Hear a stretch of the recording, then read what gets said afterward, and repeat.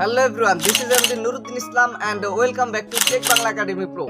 কেমন আছেন আপনারা সকলে? আশা করি আপনারা যে যেখানে আছেন অনেক অনেক ভালো আছেন। তো বন্ধুরা, আপনারা হয়তো ইতোমধ্যেই জেনে গেছেন আইটেল এবার তাদের একদম লো বাজেট সেগমেন্টে আরো একটি দুর্দান্ত স্মার্টফোন লঞ্চ করতে যাচ্ছে, আর সেটি হচ্ছে আইটেল A60 স্মার্টফোনটি।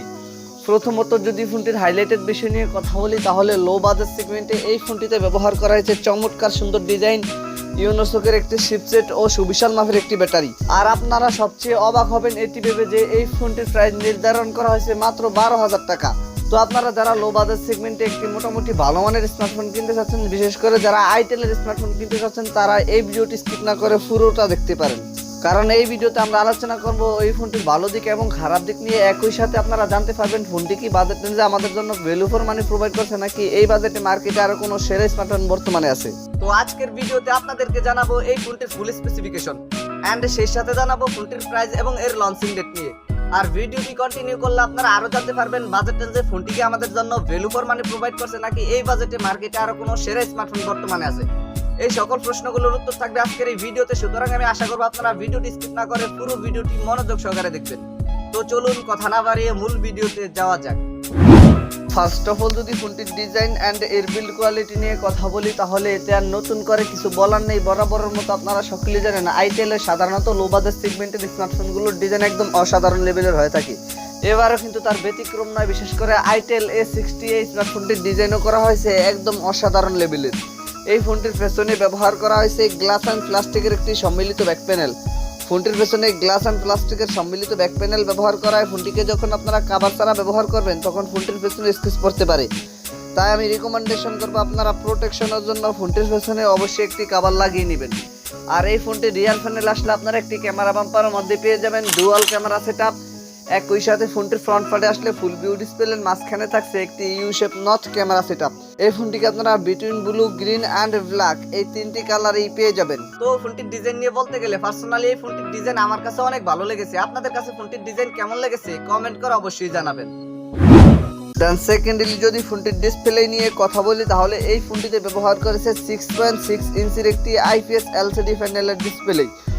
আর এই ফোনটির ডিসপ্লেতে ব্যবহার করেছে HD+ রেজুলেশন। ফোনটির ডিসপ্লেতে HD+ রেজুলেশন ব্যবহার করা হয়। ফোনটির ডিসপ্লে দিয়ে যখন আপনারা কোনো কন্টেন্ট ওয়াচিং করবেন তখন ফোনটির ডিসপ্লে থেকে কিছুটা রেজুলেশনের ঘাটতি ফেস করতে হতে পারে। তবে আপনারা সকলেই জানেন এটি একটি লো বাজেট সেগমেন্টের ফোন, তাই আমাদের কিছুটা ছাড় দিতে হবে। এছাড়াও ফোনটির এই ডিসপ্লেটিতে সাপোর্ট করবে 16 মিলিয়ন পর্যন্ত কালার্স। ফোনটির ডিসপ্লে নিয়ে আমার আর কোনো কথা বলার নেই। আপনাদের যদি ফোনটির ডিসপ্লে নিয়ে কোনো কথা বলার অথবা জানার থাকে তাহলে কমেন্ট বক্সে লিখতে পারেন। থার্ডলি যদি ফোনটির পারফরমেন্স নিয়ে কথা বলি, তাহলে এই ফোনটিতে রান করবে Android 12। আর চিপসেট হিসেবে ফোনটিতে ব্যবহার করা হয়েছে ইউনোসোকের একটি চিপসেট। বরাবরের মতো আপনারা সকলেই জানেন ইউনোসোকের চিপসেটগুলো কিন্তু আমাদের মাঝে লো বাজেট সেগমেন্টে মোটামুটি ভালো মানের একটি পারফরমেন্স দিয়ে থাকে, তাই আমরা আশা করতে পারি এই চিপসেটটি থেকে আপনারা মোটামুটি একটি ভালো পারফরমেন্স পেয়ে যাবেন।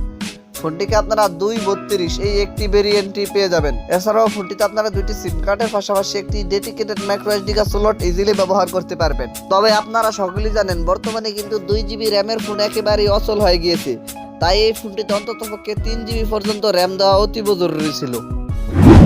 ফোনটির ক্যামেরা সেকশন নিয়ে কথা বলতে গেলে এই ফোনটির রিয়ার প্যানেলে ব্যবহার করা হয়েছে ডুয়াল ক্যামেরা সেটআপ, যার মেইন সেন্সরটি 8 মেগাপিক্সেলের। সেকেন্ডারিতে ব্যবহার করা হয়েছে 2 মেগাপিক্সেলের একটি ক্যামেরা। ফোনটির রিয়ার ক্যামেরা সেকশন দিয়ে আপনারা সর্বোচ্চ ভিডিও শুট করতে পারছেন 1080p 30fps রেজুলেশনে। আর সেলফি ক্যামেরা হিসেবে এই ফোনটিতে ব্যবহার করা হয়েছে 5 মেগাপিক্সেলের একটি ক্যামেরা। ফোনটির সেলফি ক্যামেরা দিয়েও আপনারা সর্বোচ্চ ভিডিও শুট করতে পারবেন 1080p 30fps রেজুলেশনে।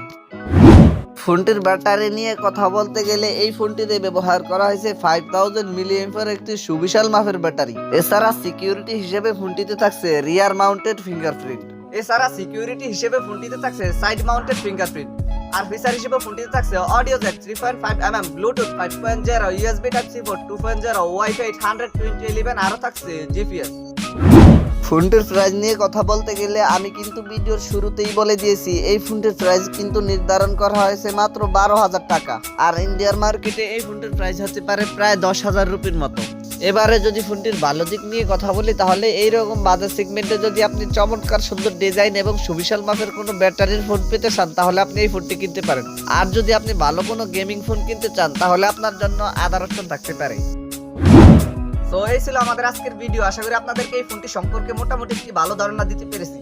এরপরে যদি আপনাদের কোনো সমস্যা থেকে থাকে তাহলে কমেন্ট বক্সে জানাতে পারেন, আমি চেষ্টা করবো আপনাদের কমেন্টে রিপ্লাই দেওয়ার জন্য।